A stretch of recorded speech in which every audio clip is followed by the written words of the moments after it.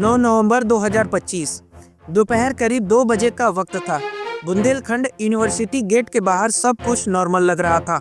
Students का आना जाना था और हवा में शांति का माहौल था। लेकिन उसी दोपहर अचानक एक गोली की गूंज ने सब कुछ बदल के रख दिया। एक रिश्ता जो 7 साल पहले प्यार से शुरू हुआ था, वह कुछ ही सेकेंड में खत्म हो गया। 25 साल के मनीष साहू ने अपने गर्लफ्रेंड 22 साल की कृतिका चौबे को यूनिवर्सिटी गेट के सामने उसके सीने पर मार दी और फिर उसी तमंचे से अपने आप को मार ली, जिसमें मनीष साहू की कुछ ही देर बाद ही मौत हो गई। लेकिन मनीष साहू ने ऐसा क्यों किया और इसके पीछे की पूरी कहानी क्या है, जिसने पूरे झांसी को ही इस गोलीकांड ने हिला कर रख दिया। इस केस को समझने के लिए हमें शुरू से शुरू करना पड़ेगा। साल 2018, जगह ललितपुर का तालाबपुर मोहल्ला, छोटा सा इलाका, जहां कृतिका और मनीष साहू दोनों एक दूसरे को जानते थे। यहीं से शुरू हुई थी मनीष साहू और कृतिका चौबे की कहानी। मनीष लगभग 22 साल का हंसमुख और मिलजुल के रहने वाला लड़का था। सरकारी विभाग में ड्राइवर की नौकरी करता था और घर की जिम्मेदारियां इसी के कंधे पर थी और घर की हालत कुछ ज़्यादा ठीक ठाक नहीं रहते थे। पिता बिहारी लाल साहू मसाले का छोटा कारोबार करते थे, जिनका एक हाथ एक्सीडेंट में पहले ही खो चुके थे। मनीष ही परिवार का एकमात्र सहारा था और मीडिया रिपोर्ट्स के मुताबिक कृतिका चौबे का घर उसी मोहल्ले में कुछ ही फासले पर था।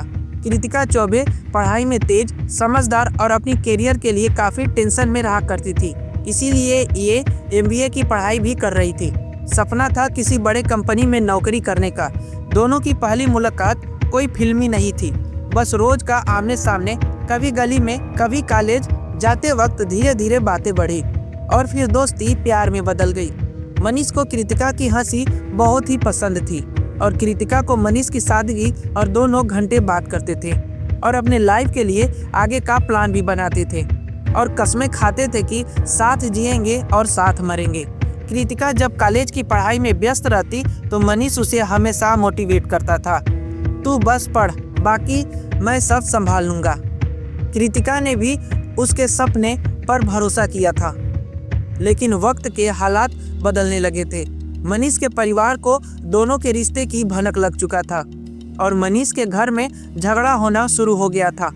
परिवार चाहता था कि मनीष किसी अपनी जाति और समाज की लड़की से शादी करे, पर मनीष ने साफ अपने परिवार वालों से ये कह रखा था कि मैं सिर्फ कृतिका से ही शादी करूँगा। लेकिन मनीष की ये बात किसी ने उसकी घर में एक न सुनी। 2024 में परिवार के दबाव में मनीष की शादी किसी और से कर दी गई, वो शादी जिसे मनीष ने कभी दिल से स्वीकारा ही नहीं। और शादी के 2 महीने बाद ही मनीष ने अपनी पत्नी से दूरी बनाना शुरू कर चुका था। मनीष किसी भी तरह चाहता था कि वो कृतिका को अपना बना ले, लेकिन मनीष के घर पर बात बात पर कई झगड़े होने लगे और अंत में पंचायत को बिठाकर मनीष ने अपनी पत्नी को तलाक दे दिया और अपने दहेज में मिले 2.5 लाख रुपए के साथ दहेज के सारे सामान भी वापस कर दिया। मनीष को लगा था कि ये करके सब कुछ ठीक हो जाएगा और फिर से कृतिका के पास लौट जाएगा, लेकिन इससे ये पता नहीं था कि कृतिका मनीष से काफ़ी दूर जा चुकी थी। लेकिन किस्मत को कुछ और ही मंजूर था। कृतिका मनीष से दूर अब झांसी में बुंदेलखंड यूनिवर्सिटी से MBA कर रही थी, इसीलिए ये गर्ल हॉस्टल में रहने लगी थी। कृतिका खुद को पूरी तरह पढ़ाई में झोंक दिया था और मनीष से दूरी बना ली थी और कॉल्स का जवाब भी नहीं दे रही थी और हर मुलाकात से इनकार भी कर रही थी, पर मनीष इसे धोखा समझ बैठा। मानने को तैयार नहीं था कि जिस लड़की के लिए उसने सब कुछ छोड़ा, वो उससे बात तक नहीं करना चाहती है। उसका मन धीरे धीरे टूटने लगा और वही टूटन आगे चलकर पागलपन बन गई और यही पागलपन ही आगे चलकर एक क्राइम को जन्म देता है। और इस केस में भी यही हुआ था। जहाँ से नवंबर 2025, दिवाली बीत चुका था, मौसम में हल्की ठंडी भी आ चुकी थी। कृतिका अब बुंदेलखंड यूनिवर्सिटी के हॉस्टल में रह रही थी और अपनी पढ़ाई में पूरी तरह व्यस्त भी थी, इसीलिए उसने मनीष का नंबर भी ब्लॉक कर दिया था।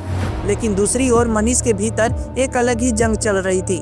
वह बार बार अपने फ़ोन की स्क्रीन पर कृतिका की प्रोफाइल देखता, पुराने चैट पढ़ता और फिर खुद से सवाल करता, आखिर उसने ऐसा मेरे साथ ही क्यों किया।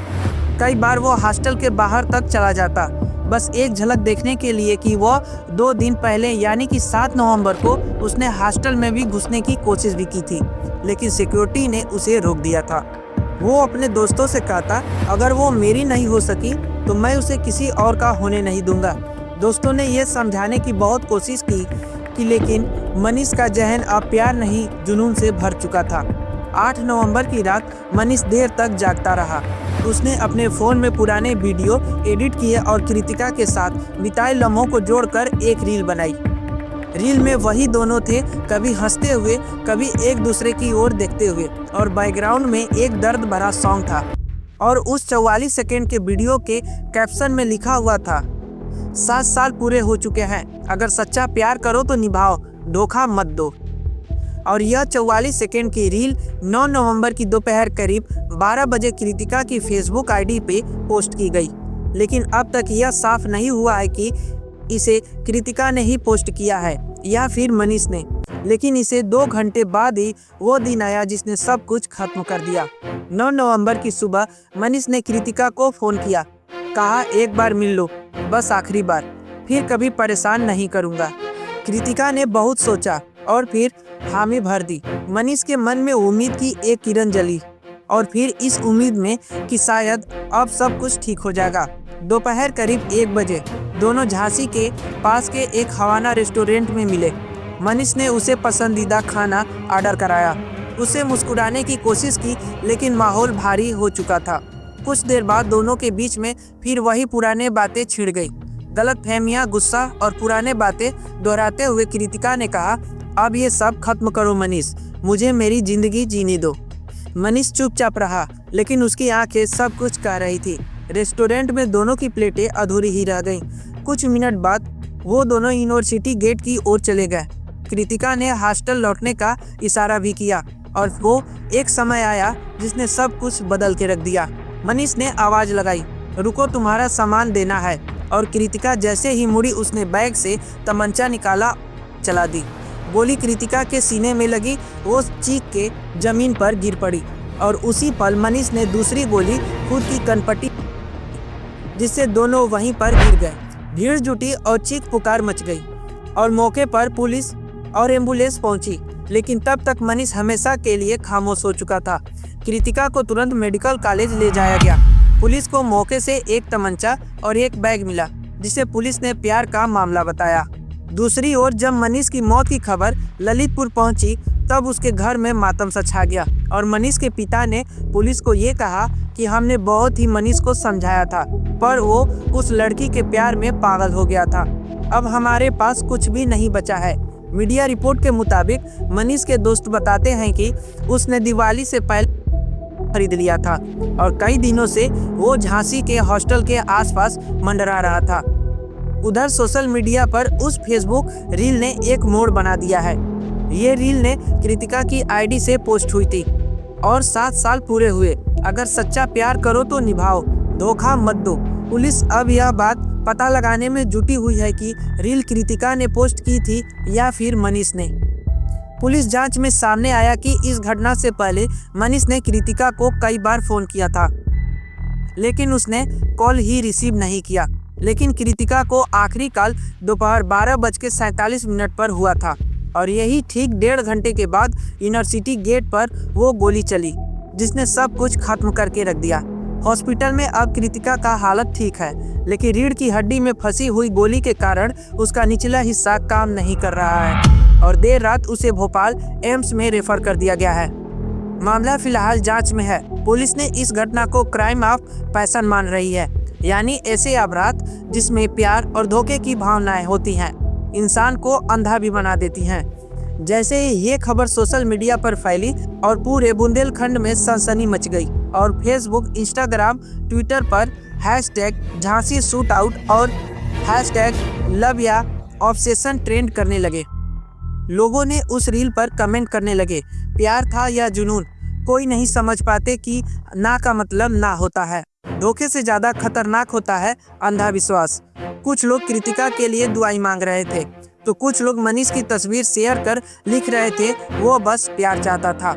आज के युवा पीढ़ी को यह समझना होगा कि प्यार का मतलब किसी पर अधिकार नहीं होता है, अगर कोई रिश्ता टूट जाए तो उसे सबसे सम्मान के साथ जाने देना चाहिए। यही समझदारी होती है, क्योंकि एक पल की नफरत और 7 साल के प्यार पर भारी पड़ गई।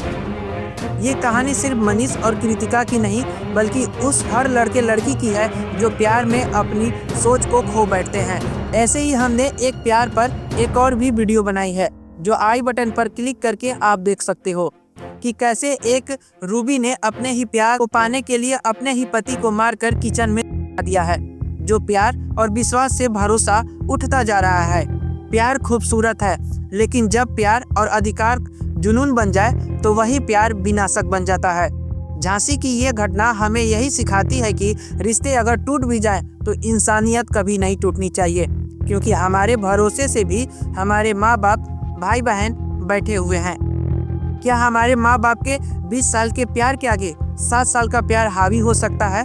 अगर आप लोग हमारे बात से सहमत हैं तो कमेंट में अपनी राय जरूर दें और वीडियो को लाइक करके चैनल को भी सब्सक्राइब जरूर करें। धन्यवाद।